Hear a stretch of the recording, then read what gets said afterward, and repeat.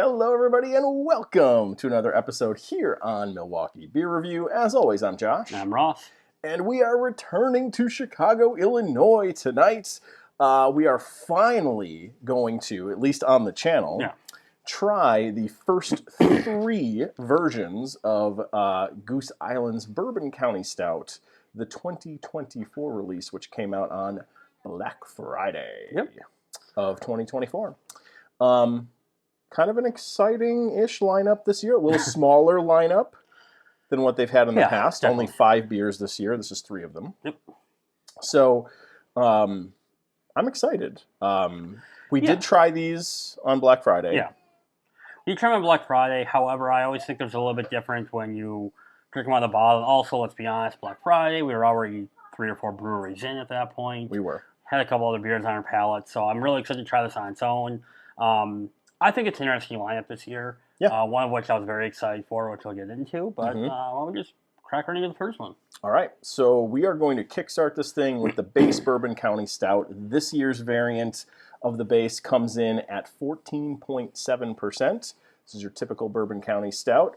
Bourbon barrel-aged Imperial Stout. Let's get a little nose on this thing. I have not had the base yet. I did. I didn't have it on Black Friday.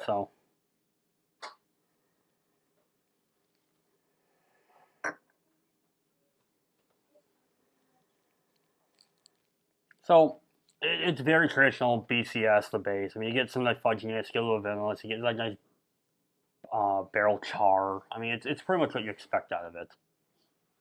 Yeah, I get a little vanilla, dark fruit type characteristics on the nose too.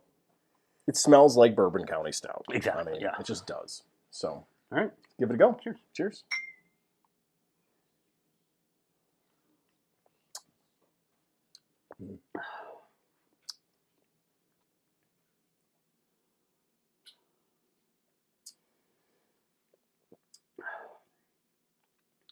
It's good. It's got some of those similar characteristics on the nose, which I like that consistency that you get in the nose, again, the palate.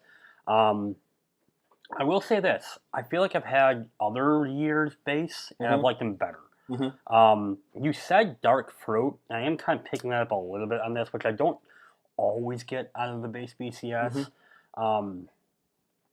It's good. Like, don't get me wrong, it's still a good beer. It's not my favorite base I've ever had, though. Agreed. I think it's a little more barrel forward, which is why you're getting some of those, dark fruit tannins and things out of the barrel in this.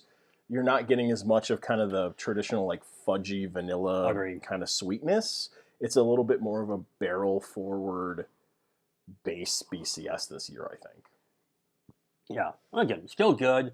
But just doesn't feel like it has that same like oomph that you get in the previous years. Yeah, and it's almost a little thinner, I think, than maybe what I remember. The viscosity on this is toned down maybe a little bit. Still up there, but I would say it's a little bit thinner than what I recall Bourbon County Stout being. So, not a bad start. Putting this on Untappd. I think the base this year is probably between a 3.75 and a 4 to me. 3.75. It's not my favorite of their base that they've done in the past. I think last year's base was really, really good. If I remember right, I think they had a really good base last year. I'm going to go 3.75 on this one. I think that's a good score. 3.75 on this. A decent barrel-aged stout. We've had better, but still living up to prestige of what Bourbon County puts out every year. So, what's up next, Ross? So next we have, this one's weird because I really didn't get onto these until like 2018-19 when I really started drinking some of the BCS. The one that we got coming up is the Vanilla Rye Stout. Now, my understanding is this was originally kind of released back in 2014. Yes. And this has been talked about as maybe the best variant ever that BCS has ever produced. And this one kind of coming out, I've heard a lot of opinions on this one, a lot of varying opinions. Some from people who've never had the 2014, some from people who had the 2014 who say it just doesn't live up to the hype. So I was very excited about this, though, because I love rye stouts, I love vanilla stouts. This one is one that's aged in whiskey and then Madagascar vanilla beans, which, because of some recent brewing of beer I've helped out with. We're going to kind of discover a little more Madagascar versus Uganda. I was really excited about this one. I couldn't wait to try this one. Again, I've had this one, but I've not really had it kind of by itself. So I'm really curious how this one kind of is now, given the circumstance that we're drinking it. Yes, and I think a lot of people were big fans of the 2018 vanilla variants of the standard BCS as well. So it was pretty exciting for us, being huge vanilla variant fans, to see this one coming out this year. We both have tried this on tap, and I'm curious what it's like out of the bottle here. So to the nose. See, it's pretty much what I remember. Heavy, heavy, heavy vanilla nose, which is great. I like that. Yeah, I think it smells so good on the nose. A lot of the beer tubers, a lot of people that have had this have said that they feel like the nose is it's not a natural vanilla flavor. It's a bit artificial. I do follow that a bit on this nose. I do feel like it smells a little bit more like artificial vanilla. Okay. But it still smells really good. I like it. I mean, I like it. I think it smells good.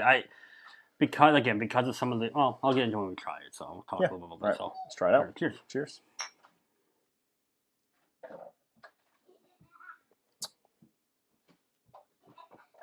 Yeah, I like that. So to your point, I kind of get where people are coming from. I like that vanilla. I like the vanilla coming off this. I like the fact that it's kind of got rye, some of that earthiness to it. I think it tastes good. I think it works well. I can't speak to what the 2014 one was. I can speak to what the 2018 one was. That one was really, really good. I feel this is relatively similar. But it's hard for me because that was 6 years ago, and I really didn't try a lot of beers at that point. So I think this one's good, though.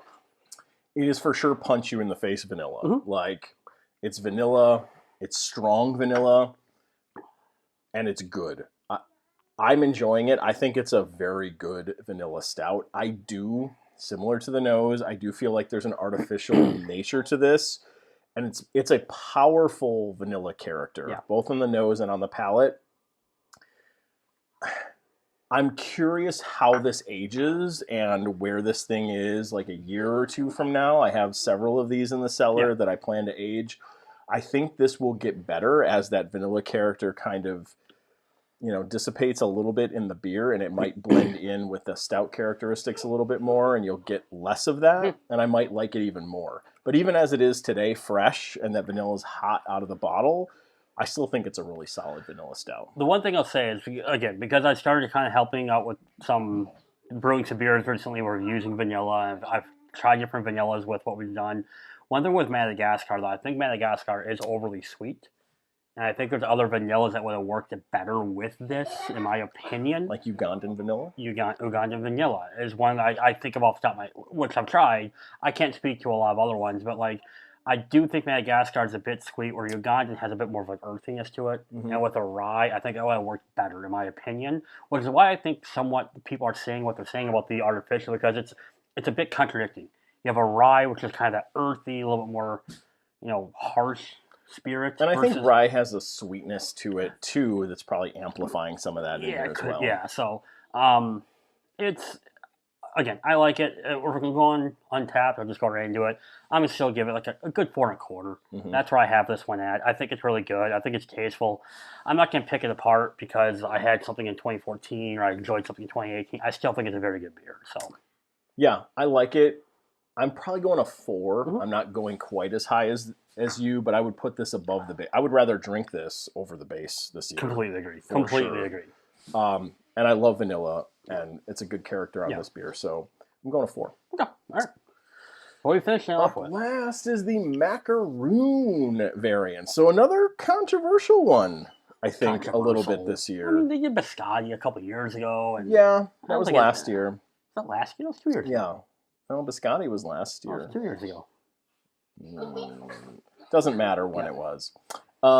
So you're wrong.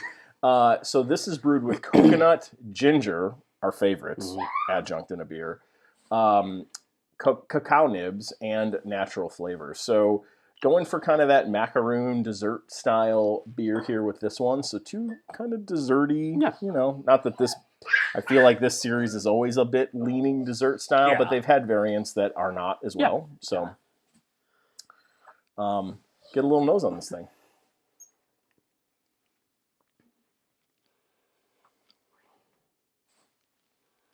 You know, it's funny. If I didn't know there was ginger in here, I don't know that I'm like going to that as like the first character that I pick up on the nose. But because I know there's ginger in this, I do pick it up. I'm picking up the coconut personally. I get more of that coconut, I think, than the ginger. There is a bit of that ginger spice coming through. But I'm getting more coconut on the nose. I get more ginger. I don't get much coconut at all, actually. It's mostly ginger on the nose to me. All right. Let's try this thing out. Cheers. Macaroon Stout, 2024.